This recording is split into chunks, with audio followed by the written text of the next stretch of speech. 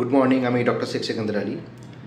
আজকে যে টপিকটা নিয়ে কথা বলবো সেটা হচ্ছে যে আপনি আপনার বেশ কিছু সমস্যা সেইগুলো হলে আপনি কোন ডাক্তারবাবুকে দেখাবেন।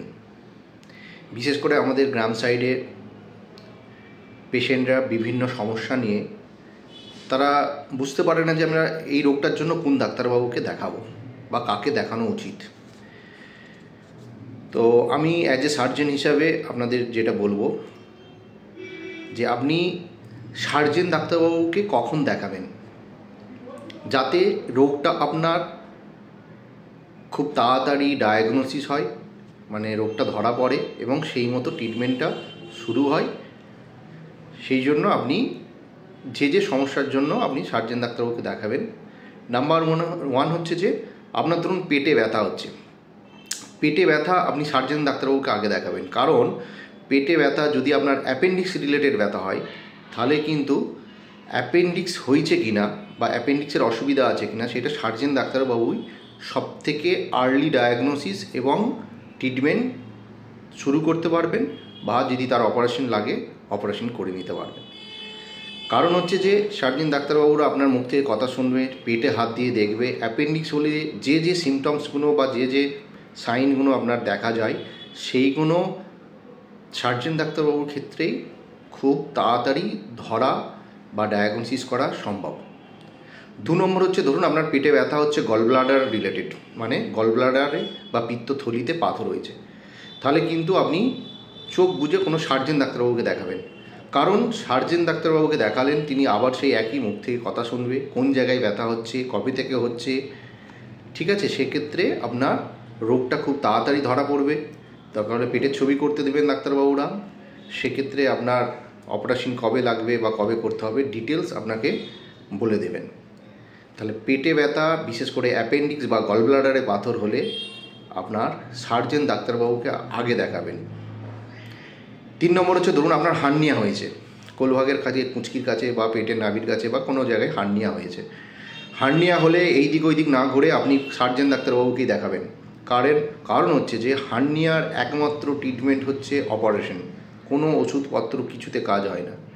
সেক্ষেত্রে হার্নিয়া আপনার যদি মনে হয় বা আপনার আগে হয়তো কারোর কাছ থেকে শুনেছেন বা অভিজ্ঞতা আছে, চোখ বন্ধ করে কোনো সার্জেন ডাক্তারবাবুর কাছে আসবেন এবং তিনি যেটা বলবেন সেই পরামর্শ অনুযায়ী আপনি অপারেশন করিয়ে নেবেন।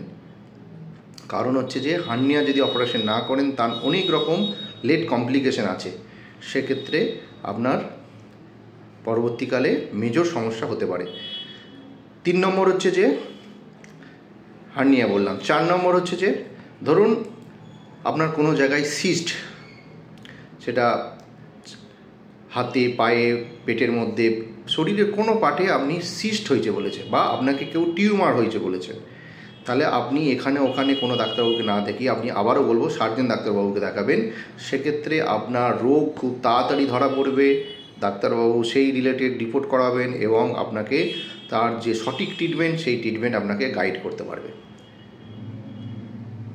5 নম্বর হচ্ছে যে ধরুন আপনার কোনো জায়গায় আঘাত লেগে সেই জায়গাটা ফুলে গেছে বা সেই জায়গাটায় অনেক ব্যথা আছে, আপনি হয়তো লোকাল কাউকে দেখিয়েছেন, ওষুধ খাচ্ছেন, কমছে না, আমি সাজেস্ট করব ফার্স্ট কোনো সার্জেনকে দেখাবেন। কারণ সার্জেন ডাক্তারবাবু সেই জায়গায় হাত দিয়ে কি হয়েছে না হয়েছে ডিটেলস এক্সামিনেশন করে সেই রিলেটেড পরীক্ষা নিরীক্ষা করে আপনাকে খুব তাড়াতাড়ি সেই জায়গার বা যে জায়গায় আঘাত লেগে ফোঁড়া বা অ্যাবসেসের মতো হয়ে গেছে সেই জায়গাটা খুব তাড়াতাড়ি আপনাকে ট্রিটমেন্ট দিতে পারবেন। তাহলে হচ্ছে এই যে আমি 4-5টা বললাম এইগুলোই হচ্ছে আমাদের কমন।